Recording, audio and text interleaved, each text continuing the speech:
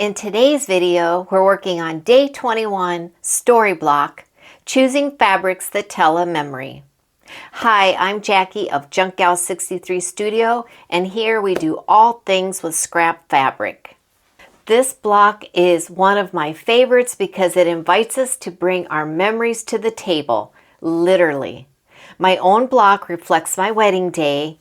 Mike and I were married in Bangs, Ohio on March 21st, 2012, right on the greens of Chapel Hill Golf Course.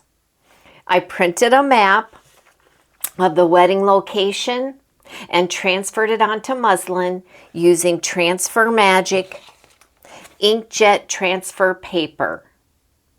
I would have printed directly on my muslin, but my bargain freezer paper was like, nope, not today. The green fabrics in my block represent the golf course, and the rose fabric honors the paper roses I made for my bouquet. Your story block is yours. It can be from fabric from a loved one's clothing, a transferred photo, a tiny snippet from a special moment, anything that carries memories. The gold, or this color, kind of reminded me of the sand where I hit a lot of balls that day. For each day, a prompt is provided to help spark ideas. Anything goes. You can download the free prompt sheet linked in the description box below.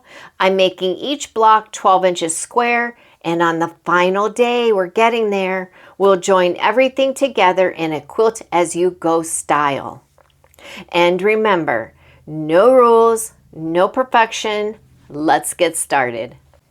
If you'd like to use this layout for your memory that would go in the center, my map is 6.5 inches by 6.5 inches, and I added a little heart. I used to do map art on Etsy, and I sold tons of prints where I would document where someone was married, where someone was born, and I always had the cranberry heart on each print to represent that.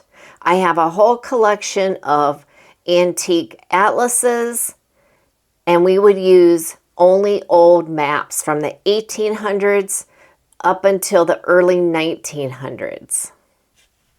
Then you'll need 4 squares for the corner.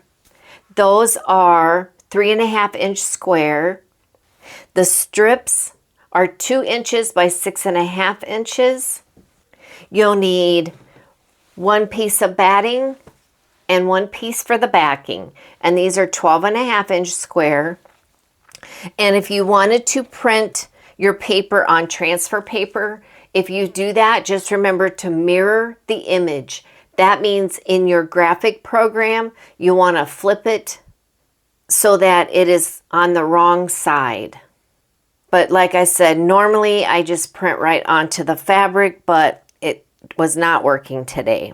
And this is for use with inkjet, bubble jet, multifunction, all-in-one inkjet printers. And as you can see, it print beautifully on here. I just don't like the sheen that it has, but it will be just fine. It's washable. It works. It's fine. We just have to go with what we have, right? You'll need your iron to press out our seams, but just make sure that you don't iron this. If you do, make sure you put something over this. I don't want it to melt on you. What else do we need? Scissors, just basic sewing notions.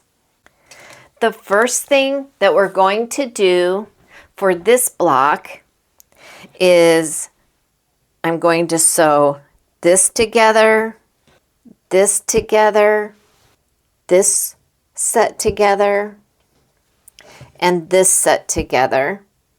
1/4 inch seam allowance for each of these. Set your seam with the iron and then press open with the iron. I'll meet you back here. These are sewn together, and then I press the back Next, we are just going to add, let's see how we want to do this. I think I will add, yes, we're going to add the squares at the top.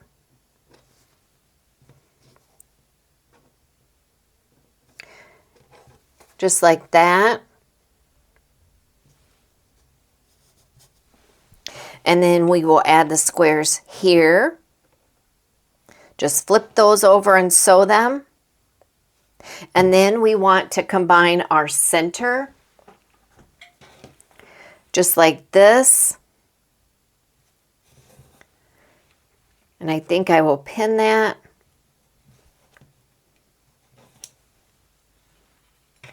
And here.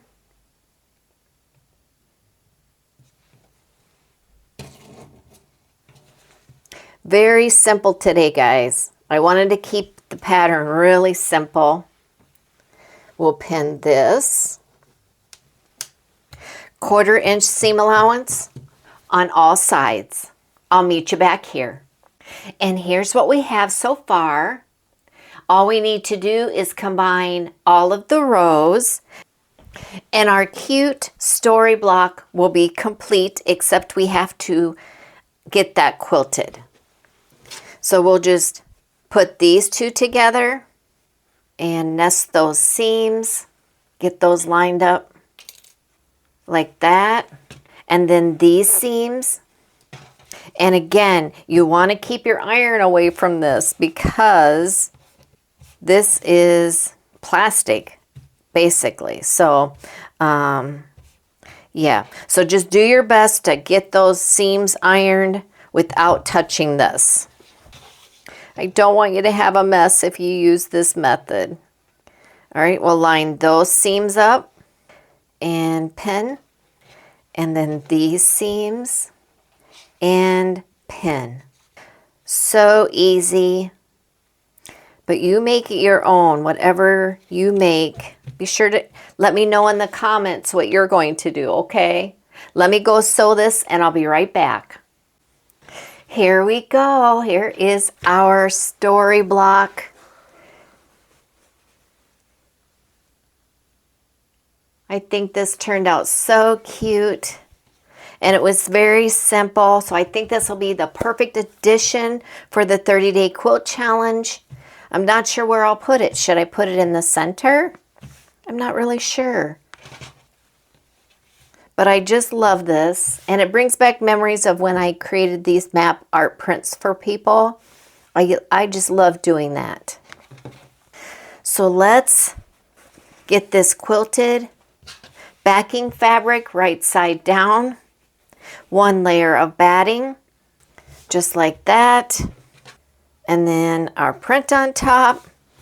We'll keep this simple. It will be a stitch in the ditch around our map and then just around the blocks. Very easy. So cute. Let me know in the comments what you think of this one. All right, let me go quilt this and I'll be back to show you. And here is our block. And how ironic is it that it's green and gold and my husband loves the Packers. So there you have it. Let's get this squared up. I'm thinking that my center, that's 3 there, it's going to be, because I'm kind of putting this 9-inch mark in the corner here. And that should get us squared up. And that'll give me enough for the 12.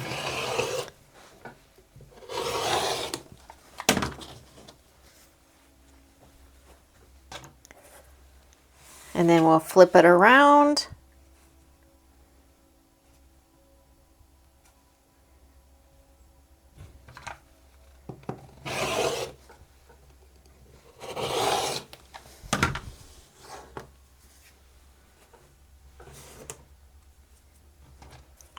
And it is 12 inches. And there we have it, our story block. Before we wrap up, I want to leave you with a Bible verse and a final thought to encourage you. Today's Bible verse is from Philippians 1, verse 3. I thank my God upon every remembrance of you. As you stitch memories into fabric, pause and let gratitude come sit beside you. Let your heart soften to the memories in your story, the places, the moments that shape your walk.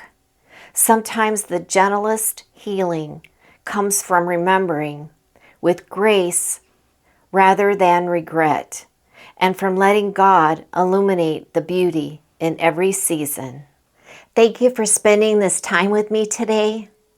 Your kindness, your comments, and your support, they truly brighten my days more than you know.